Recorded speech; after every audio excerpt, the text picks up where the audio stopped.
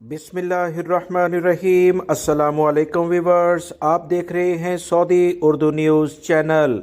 Saudi महकमा मौसमियात ने breaking news share कर दी है कि कल से सऊदी अरब के बहुत सारे इलाकों में तूफ़ानी सूरत हाल होगी।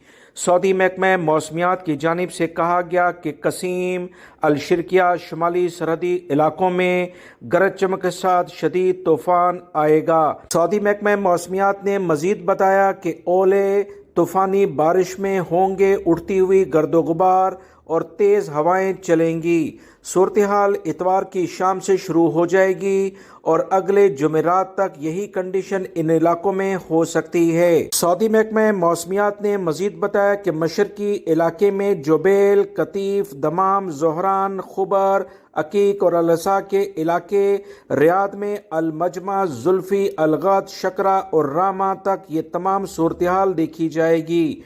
मजीद जो इतलात आई हैं उसके मुताबिक मक्कातुल मुकरमा, असीर, जजान, अलबहा और मदीना मुनव्वरा के तकरीबन तमाम इलाकों में ही शाम से अगली जुमेरात तक बारिश हो सकती है।